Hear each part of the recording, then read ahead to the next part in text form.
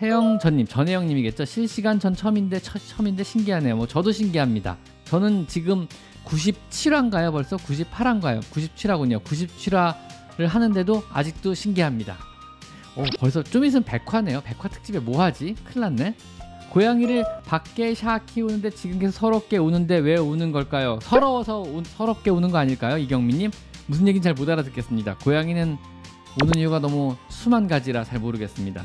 안녕하세요. 울보리 구저시 꼬리걸절로 꼬리가 떨어져서 지금 엄지손가락 한 마디 정도 길이인데 고양이 꼬리가 중요해서 괜찮은가요? 괜찮습니다. 첫 번째로요, 고양이 꼬리가 중요한 건 사실에 뭐 중심을 잡기란다거나 아니면 다른 고양이와 어떤 언어 소통, 대화를 하기 위해서라든가 여러 가지 용도로 중요한 건 사실인데 실내에서 클 경우 그렇게 중요하지 않아요. 꼬리가. 왜냐하면 뭐 얘가 위험하게 막 높은 담벼락위를 아슬아슬 다닐 것도 아니고요. 그다음 다른 만나는 낯설은 야생 고양이와 어떤 대화를 시도할 이유도 전혀 없거든요. 그래서 꼬리가 짧은 거는 실내에 있는 경우는 아무런 문제가 안 되고 아무런 불편함도 없습니다. 전혀 걱정하실 필요가 없습니다. 걱정하지 말고 잘 키우시면 됩니다. 아셨죠?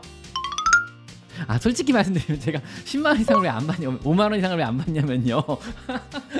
이게 사실 전부 기부를 하는 건데 많은 분들이 큰 돈 기부하시는 건 좋은데 제가 부담이 돼요, 사실은요. 왜냐면은 이게 어차피 기부를 다 전달을 해야 되는데 갑자기 큰 돈이 오면 내가 일단 쪼는 것도 저 쫄보거든요. 그래서 남의 돈 크게 받는 것도 무섭기도 무섭고요. 그 다음에 이게 기부한 X 금액 단위가 커지면은요, 그만큼 저도 이제 긴장해서 회계 처리나 뭐 투명하게 공개나 이런 것도 신경을 많이 써야 되잖아요. 일단 그런 것도 그런 거고, 사실은 이것도 있는데 보내주시는 모든 돈에 세금을 제가 더 추가해서 소득세를 납부해야 되거든요.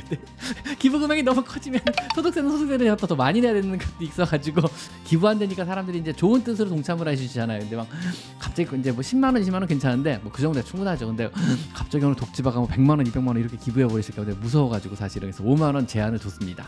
그래서 그렇게 이해해 주시면 편할 것 같습니다. 이번 주는 모른 척 하겠습니다. 추석집이니까 추석이라 기부 크게 하죠. 뭐 저도 감사드립니다. 네, 레이에 직접 기부하실, 이게 제일 좋은 방법입니다. 혹시 레이에 큰 돈을 기부하고 싶다, 나는 정말 레이 같은 좋은데 한번 방문도 하고 보니까 몇 번 왔다 갔다 봉사도 해보니까 레이 보호소가 정말 마음에 들고 여기 있는 애기들이 너무너무 마음에 들어, 그래서 얘들을 뭐 입양도 좀 하고 싶지만 입양하기 형편이 안 되고 좀 금전적으로 도와주시다면 직접 기부하시면 됩니다. 저를 거치실 이유가 하등의 이유가 없습니다. 저를 거치시게 되면요, 일단 기본적으로 40% 이상이 여기 어디죠? 유튜브 채널, 그러니까 구글에 전부 다 이제 수익금으로 나가요. 나머지 60%만 기부가 되거든요. 수익금을 제외한 나머지만 기부가 되는 거니까는요. 그래서 구글을 거치지 마시고 직접 전달을 해주시면 됩니다. 아셨죠? 제가 길냥이 밥 주다가 저한테 친숙하게 구는 아이 캔넬로 구조해서 입양하려다 실패했는데 포획틀로 구조해도 괜찮을까요? 뭐 포획틀로 구조해도 괜찮은데 키울 수 있을지 없을지는 조금 더 심사숙고를 잘 해보세요. 왜냐하면 밖에서 친숙하게 굴어도 집안에 오면서 적응하는 시간이 꽤 걸리거든요. 요것도 한번 감안을 좀 해보셔야 될 거예요. 그래서 여러 사람들한테 조언을 구하고 내가 정말 충분하게 마음의 준비가 됐는지, 고양이를 키울 만한, 그리고 얘 적응기간 동안 얘랑 나랑 맞춰갈 수 있을 만한 마음의 준비도 됐는지. 왜냐면 처음 적응기간도 되게 힘들거든요. 그게 이제 한 달이 걸릴지 두 달이 걸릴지 몰라요.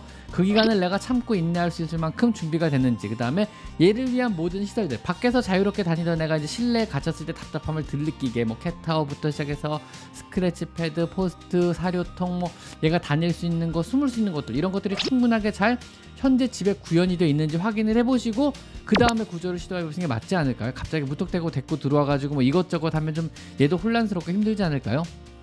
그래서 본인의 마음의 준비와 물질적인 준비들이 여러 가지가 충분히 되는지 다시 한번 자문을 해보시고 그 다음에 구조를 해보는 게 맞을 것 같습니다. 고양이를 발견하면 바로 구조해야 해요. 자, 어린 분이신 것 같지도 모르겠는데 구조하고 납치하고의 차이를 이해를 하셔야 돼요. 구조의 의미는 뭐냐면요, 얘가 지금 당장 아파요. 구조를 하고 싶어요. 두 번째 생각을 하셔야 돼요. 내가 얘를 평생을 책임질 수 있을까를 생각을 하셔야 됩니다. 여러분이 만약에 평생을 책임질 수 있다 그러면 무조건 그건 구조에 해당돼요. 왜냐하면 길에서 살면은요, 생각보다 상당히 비참한 삶을 살다가 일찍 죽어요. 애들이 현재 건강한 상태라 그래도 아픈 상태는 말할 것도 없고요. 그러니까 내가 얘를 구조한다 그러는 행위 자체는요, 내가 얘를 평생 책임지기만 하면은요, 집에 데리고 와서 먹이고 재우고 앞으로 20년 동안 얘랑 함께 희노애락을 즐긴다 그러면 이건 분명히 구조행위에 해당해요. 뭐 누가 누구를 구조한 건지 잘 모르겠지만 이 결과를 놓고 보면은요. 하지만 얘를 데리고 병원에서 치료하고 다시 제자리에 놔야지, 이건 구조행위라고 보기는 사실은 힘들어요. 그래서 그런 경우에는 조금 더 생각을 해보셔야만 해요. 그래서 어쨌든 내가 키우든 아니면 내가 수단 방법을 안 가리고 인보를 하고 있다가 어떻게 됐든 간에 다른 어떤 얘를 키울 수 있는 놈을 찾아주든 입양처를 찾아주든 둘 중에 하나가 아니라 그러면은요 구조행위라고 보기 저는 동감할 수가 없습니다. 구조라 함은 여러분 고양이를 데리고 와서 평생을 책임진 행위를 한다 그러면 그건 무조건 구조예요. 그 이외에는요 굳이 구조라고 보기는 힘들 것 같아요. 제가 내린 정의입니다. 구조와 납치의 정의는 그렇게 될 것 같습니다. 근데 당장 아픈데 뭐 어떡해요 이런 분들도 있고 뭐 당장 불쌍한데 어떻게 이런 분들도 있는데 그냥 저는 자연의 법칙이라고 얘기를 합니다. 내가 당장 내 눈에 띄어서 인연이니까 내가 키울 거 아니면은요 자연의 법칙에 맡기는 수밖에 없을 거라고 저는 생각해요. 왜냐하면 세상의 모든 동물을 우리가 전부 다 구조할 수는 없어요. 세상의 모든 동물들을요. 세상의 모든 아픈 사람도 구조가 안 되고 세상의 모든 불쌍한 사람도 구조가 안 되잖아요. 도와줄 수 없잖아요. 동물도 똑같거든요. 근데 내가 얘 한 마리는 어떻게 평생 책임질 수 있을 것 같다. 그런 구조를 하세요. 그게 아니라 그러면은요 한번 생각을 해보셔야 될 문제 같아요. 양이들에 대해서 잘 모르다가 길냥이 뭐니 밥 챙겨주면서 모르는 거에 선생님 영상에서 공부하고 있어서 선생님 항상 감사드리며 이번 추석 행복하게 보내세요. 요런 글들 보면은 제가 또 갑자기 또 행복감이 차오르면서 좀 전에 사실 설명을 조금 열받았다가 쑥 가라앉고 있습니다. 꾸니 보면서 쑥 가라앉고 있습니다. 아 좀 편안해졌습니다. 네, 다시 한번 또 힘을 내 가지고 질문 답변 또 시작해 보겠습니다. 예방 접종 후 다음 날 갑자기 다리를 절면은요. 왜냐하면 우리는 어깨 피하 주사를 놓기 때문에 접종을 했다고 다리를 절 이유가 하나도 없거든요. 근데 이제 보통 접종에 의한 자극으로 인해서 어떤 그 항체 반응으로 신경의 자극을 받아서 다리를 전해져 있어요. 그리고 대표적으로 림핑 신드롬이라고 그러거든요. 수의사가 뭐 주사를 잘못 놔서 다니고 접종약이랑 안 맞아서 다니고 그냥 어쩔 수 없이 서든하게 나타나는 접종 부작용들 중에 하나예요. 그러니까 사람 주사 맞고 팔 아프다, 온몸에 열 난다 이런 거랑 비슷하다고 보시면 되고요. 시간이 지나면 대부분 저절로 사라집니다. 그래도 많이 심한 것 같다 그러시면 병원에 데리고 와서 얘기하면은요 주사 놔주거든요. 그럼 조금 빨리 좋아지니까 그렇게 처리하시는 것도 나쁘지 않을 것 같습니다. 혈액 검사라면 두 가지로 나눠서 검사를 해요. 위액 검사, 아래 검사로 나눠요. 그래가지고 기계가 달라요. 장비도 다르고 검사법도 달라요. 그리고 혈액의 샘플도 좀 달라요. 그래서 피를 한 번 뽑지만 우리는 두 가지 기계에 피를 나눠서 두 가지 검사 결과를 얻어요. 그래서 첫 번째, 위에 있는 검사를 혈액 효소 검사라 그래요. 그리고 아래에 있는 검사를 블러드 셀 카운트, 그러니까 CBC 검사라 그러거든요. 사람도 똑같아요. 두 가지 검사로 기본 혈액 검사는 이루어져 있어요. 재밌는 게 뭐냐면요, 위에 있는 검사, 즉 혈액 효소 검사를 우리가 알 수 있는 건 각 장기는요, 각 장기 세포마다 고유의 효소가 있어요. 이거 얘기 재밌겠다. 이거 한번 해볼게요. 잠깐 슈퍼챗 중단해 주세요. 자, 그러면은 각 장기마다 세포들마다 고유의 효소라는 게 있는 걸 우리가 발견을 한 거예요. 예를 들면은 그러면 각 장기마다 세포들마다 고유의 효소라는 게 있는 걸 우리가 발견을 한 거예요. 예를 들면은 간 세포에만 존재하는 효소가 있어요. 우리가 흔히 말하는 ALT 이런 식으로 나가는 거죠. 그러면 예를 들면 간 세포가 갑자기 많이 깨졌어요. 간세포가 터진 거죠. 염증이 생겼거나 간염. 우리가 혈액 검사라면 혈액 검사는 다양한 수치적인 정보를 제공해 주는데 이건 진짜 말 그대로 수치적인 정보일 뿐이에요. 이걸 가지고 스토리를 짜고 가능성 있는 이야기를 만들어서 추리를 한 다음에 그걸로 어떤 답을 찾는 건 수의사의 몫이거든요. 근데 이거를 뭐 ALP는 간, 뭐는 뭐 이런 식으로 해서 제가 어떤 방송을 해서 만들어버리면, 여러분이 그렇게 고지고대로 믿어버리면 나중에 수의사 말을 안 듣는 거예요. 왜냐하면 그건 너무 단편적이시거든요. 혈액 검사가 알려주는 정보는 솔직히 말씀드리면 들어간 비용에 비하면 굉장히 무궁무진해요. 제가 제일 좋아하는 검사예요. 그래서 제일 먼저 하는 검사기도 하고. 왜냐하면 들어간 비용은 얼마 안 하는데 여기서 주는 정보량이 어마어마해요. 이 정보가 가장 기본 정보가 되고, 이 정보를 바탕으로 우리는 다른 검사를 뭘 해야 될지 말아야 될지 결정을 하는 거죠. 그리고 죽을지 살지도 결정을 할 수도 있어요. 이걸 가지고도요. 그래서 혈액 검사 왜 이렇게 비싸요? 근데 저는 비싸다고 생각 안 해요. 뭐 너무 지치는 작업이고, 너무 오랫동안 해온 나의 모든 노하우부터 내가 오랫동안 공부한 모든 것들이 종합적으로 발현된다고 보는 일 중에 하나예요. 그래서 혈액 검사가 그렇게 여러분들이 동물병원 사는 검사 비용들이 그렇게 저는 높다고 생각은 솔직히 우리나라 검사 비용 너무 싼 편에 들어가고요. 진짜 싼 나라예요. 검사 말도 안 되게 싼 나라예요. 검사 비용 자체가. 그리고 검사 장비는 어마어마하게 좋은 나라거든요. 그러니까 혈액 검사 결과를 뭐에 대해서 리딩하는 법에 대해서 뭐 영상을 만들어 주세요. 뭐 그런 질문 가끔 받고요. 그다음에 혈액 검사를 리딩하는 영상들이 가끔 인터넷에 올라오더라고요. 그 내용도 있고 뭐 블로그에도 올라오고, 그다음에 유튜브로도 올라오는 글들이 있는데 너무 단편적이라 깜짝 놀라요. 이거는 정말 오진의 지름길이거든요. 단편적으로 있는 건 하나도 도움이 안 됩니다. 아무런 의미도 없을 뿐더러 오히려 오진일 확률이 훨씬 더 높아요. 그걸 배경으로 해버리면은요, 뭐 스티프 너무 굳어져 버려요. 어떤 질병 특정, 얘는 간 부전, 얘는 신장 부전, 이런 식으로 굳어져 버려요. 그 원인 찾는 게 그래서 뭐 어쩌라고 해버려. 그 다음에는요. 그래서 그런 건 아무런 의미 없어요. 제가 좀 답답해서 드리고 싶은 말씀인데, 전 개인적으로 입원을 되게 싫어해요. 왜냐하면 우리 병원 자체가 24시간 안에서 진짜 심각하고 정말 필요하다 아니면 입원 잘 안 받는 편에 들어가는데, 가끔가다 사람들이 그러더라고요. 얘는 입원 스트레스가 심해서, 병원 스트레스가 심해서 입원 안 시키고 싶어 이러는데, 수의사가 고양이를 더군다나 입원을 얘기한 정도면은요, 이건 죽고 살고 문제거든요. 그래서 지금 스트레스는 병원에 있으면 스트레스예요. 혼자 있고 무섭고 깜깜하고 다른 고양이 소리 들리고 개 짖는 소리는 무섭고 당연히 스트레스 받죠, 당연히. 근데요, 몸이 아픈 게 제일 큰 스트레스예요, 당장요. 그거보다 큰 스트레스 없어요. 몸이 아프고 못 먹고 어지럽고 토할 것 같고 속 안 좋고의 스트레스가 이만큼이면요, 병원에 갇혀 있어서 받는 스트레스는 요만큼밖에 안 되는 거예요. 차이가 이만큼 차이가 나는 거예요.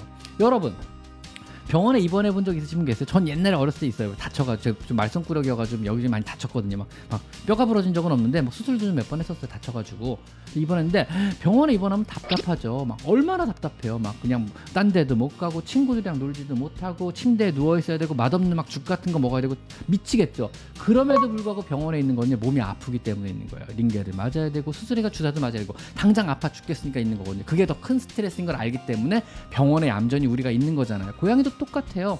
근데 고양이는 이게 스트레스는 스트레스 받지만 이게 너를 위한 거라는 거, 이게 치료를 위한 걸 고양이 인지 못하잖아요. 누가 알아요? 주인이 하는 거잖아요. 주인이 최소한 그 정도의 의식은 있어줘야죠. 병원에 입원을 하지 않으면 얘가 더 큰 스트레스를 받으니까 지금 당장은 얘가 힘들고 스트레스 받더라도 병원에 입원을 시켜야겠다는 결정을 누가 해야 돼요? 보호자인 여러분이 해야죠. 근데 여러분이 잘못된 판단을 내리면은요, 그 피해는 고양이가 보는 거잖아요. 수의사가 입원을 권유하면요, 무조건 입원을 시키세요. 왜냐하면 얘는 입원이 필요한 동물이라서 그런 거예요. 강아지도 아니고 고양이를 입원을 말할 정도면 정말 심각한 상태 맞거든요. 얘를 굳이 내가 막 끼고 안고 집에서 어떻게든 해보겠대. 병원에 있으면 스트레스 받아 이러고 데리고 가는 사람 보면요, 어떨 땐 진짜 미치고 팔짝 뛰겠어요. 저는요, 진짜 속이 막 터질라 그래요. 저는요. 왜냐하면 지금 아픈 스트레스랑 입원 스트레스를 비교할 정도면은 저는 문제가 있다고 봐요. 왜냐하면 보호자의 판단에 문제가 저는 있다고 봐요. 그런 경우는요. 내 고양이의 보호자니까 고양이를 위해서 그럴 땐 좀 더 냉철한 판단이 필요하세요. 그리고 수의사를 좀 믿었으면 좋겠어요. 수의사를 안 믿기 때문에 생긴 현상이거든요. 그래서 내 판단을 더 믿은 거잖아요, 수의사의 판단보다. 그죠? 의학적 지식을 놓고요, 전 별로 옳지 않다고 봐요. 그러니까 어떤 이 수의사의 신뢰관계가 사실 고양이의 수명과도 연관을 많이 미쳐요. 그래서 제가 항상 말하는 게 좋은 병을 찾으세요, 가까운 병을 찾으세요, 주치의를 찾으세요라고 말하는 게, 여러분이 믿고 신뢰하는 선생님을 찾게 되면 그 선생님 말을 믿게 되잖아요. 수의사 선생님의 말을 믿으면 믿을수록요, 여러분의 고양이의 생존율이 올라가고 어떤 수명이 더 늘어날 수밖에 없어요. 근데 이제 수의사를 못 믿고 병원을 못 믿으면은요, 여러분의 지식을 믿고 주변 사람들의 말을 믿고 인터넷을 믿고 네이버를 믿게 되잖아요. 고다를 믿게 되고요. 그러면은 이제 여기서 문제가 많이 생길 수가 있어요, 여러분. 물론 여러분의 지식이 오를 수도 있겠지만 수의사의 지식이 오른 경우가 훨씬 더 많거든요. 당연하죠. 뭐 수의사가 돈 벌려고 환장한 사람들만 있는 건 절대로 아니고요. 그런 사람들은 극히 일부고요. 그런 경우 굉장히 드문 경우거든요. 대부분의 수의사 선생님들은요, 동물이 좋아서, 특히 고양이 진료를 보는 선생님들은 더구나 더 심해요. 고양이 진료를 보는 선생님들은요, 고양이가 좋아서 수의사를 하는 사람들이 많아요. 진짜 내가 아는 고양이 선생님은 다 그랬어요. 그래서 고양이를 좋아하는 선생님들을 보면은요, 되게 진짜 고양이를 좋아하는 사람들이에요, 그분들은요. 그래서 얘를 살리기 위해서 수단 방법을 안 가리고요, 고양이 보호자가요, 고양이가 잘못했을 때 고양이 보호자가 어떻게 나오는지 우리는 진짜 잘 알아요. 그렇기 때문에 수의사 말을 최대한 믿고 수의사를 신뢰하시는 게 여러분의 고양이를 더욱더 안 아프고 오래 살게 하는데 유리하다는 건 꼭 좀 명심을 해주셨으면 좋겠어요. 또 말이 딴 데로 샜다. 질문 답변만 빨리빨리 하고 싶은데 죄송합니다. 또 딴 데로 샜다. 간혹 어떤 분들이요, 아니 슈퍼챗 보낸 사람들만 답변을 해주고 그냥 일반 질문은 답변을 못 해주냐, 너무 억울하다, 뭐 그런 게 어딨냐, 뭐 이렇게 말씀하시는데, 질문이 조금 잘못된 게 뭐냐면, 슈퍼챗 보내주신 분들만이라도 답변을 해드리려고 노력을 하는 중인 겁니다, 사실은요. 그러니까 이 질문이 소화가 안 되는 거예요. 제가요, 뭐 최대한 전부 모든 분들에 답변해드리고 싶지만 슈퍼챗 보낸 분들만이라도 어떻게 답변해드리고 싶은데, 그분들만이라도 어떻게 해드리고 싶은데 그것조차 지금 안 되고 있는 상황이라 이해나 양해를 꼭 좀 부탁드리겠습니다. 사실 뭐 슈퍼챗이라고 답변해드리고 싶은 게 아니고 그분들만이라도 해드리려고 노력을 하는 중이거든요. 물론 슈퍼챗이 없으면은 일반 분들 답변도 차근차근 다 해드리려고 노력을 해요. 눈에 띄는 것마다요, 제가 그러고 있습니다. 자, 박현님 쉼터에서 안 받아요. 그 얘기구나. 예, 맞아요. 아파서 보호가 필요한 것도 아닌데 굳이 거둘 이유가 없고, 쉼터라는 데가 생각보다 대부분 다 과보호 상태예요. 그래서 입소가 쉽지 않아요, 생각보다요. 그래서 보통 쉼터에 한 마리 넣으려면 되게 고생들 많이 하셔야 돼요. 그래서 저도 웬만하면은 병원 앞에 막 상자 가끔 놓고 가거든요. 고양이 주워 와가지고, 아니면 어린애들이 주워 와서 놓고 가거든요. 그럼 저도 쉼터에 저는 아는 쉼터가 많으니까 웬만하면 부탁하면 받아줄 거 아는데도 저도 안 보내요. 그냥 웬만하면 제가 그냥 어떻게든 치료해서 건강하게 만든 다음에 그다음 제가 어떻게든 입양을 시키는 쪽으로 택하지, 웬만하면 저도 그 쉼터에 로드 걸릴 거 부담을 주는 거거든요. 왜냐면 한 마리가 쉼터를 가면은요, 그때 카라에서 계산했는데 얼마래더라? 한 마리가 가면은 몇백만 원이 들더라고요. 결국 그 아이가 분양 입양이 갈 때까지 뭐 치료에 들어가는 거, 밥값, 사료값 얘가 키우는데 그다음 사료 인건비가 들어가잖아요. 얘를 키우는데 그래서 한 마리가 몇백만 원을 잡아먹더라고요. 얘가 어떤 1년 정도 있던 가정아이가 나그랬나? 그래서 카라가 뭐 한 마리당 뭐 월 평균 얼마 쓰고 뭐 이렇게 계산한 게 있었는데 까먹었어요. 그래서 꽤 많은 비용이 들어가요. 그래서 내가 한 마리를 내가 아는 쉼터라고 해서 보낸다는 의미는 뭐냐면요, 몇백만 원을 이쪽 쉼터에다 부담을 지우는 행위에 들어가요. 그게 그러니까 함부로 그러고 싶어 막 구조했다고 쉼터에 막 보내고 이러시면 안 돼요. 그래서 그냥 간혹가다 답답한 게 막 갑자기 데리고 와가지고 뭐 옆에 보내면 안 돼, 어디 보내면 안 돼, 받아주는 데 없어요? 아무 생각 없이 말씀하시는 거죠. 사실은요 별로 그러니까 여러분이 고양이를 구조한 건 좋은데 책임을 끝까지 지셔야 돼요. 얘를 보호해줄 만한 장소는 없고요. 보통 여러분이 말하는 보호소나 쉼터나 이런 데는요 굉장히 한 마리 한 마리 많은 비용을 들여서 또 많은 인건비를 들여서 또 많은 희생을 들여서 보호하고 치료하고 얘를 키우고 입양하려고 노력하는 단체거든요. 거기 한 마리를 갖다 줌으로 인해서 정말 수백만 원의 비용에 해당하는 그런 것들의 부담을 지우는 행위가 되는 거예요. 그게요. 그래서 막 그렇게 갖다 주시면 안 됩니다. 아셨죠? 여러분 스스로가 어떻게든 해결할 생각을 하고 구조를 하셔야 돼요. 구조해서 남한테 맡기는 행위는요 구조 행위가 아닙니다. 아셨죠? 그렇게 이해하시면 좋겠습니다. 본인이 책임지셔야 돼요. 웬만하면요. 아셨죠? 안 그러면요 얘를 보호소에 맡기시고 어떤 보호소에 맡기다 그 정도에 해당한 비용을 기부하면서 맡겨주세요. 그럼 좀 도움이 되겠죠. 아무래도 저도 지금 거의 1,000만 원 넘게 들어간 것 같아요. 쟤한테 지금.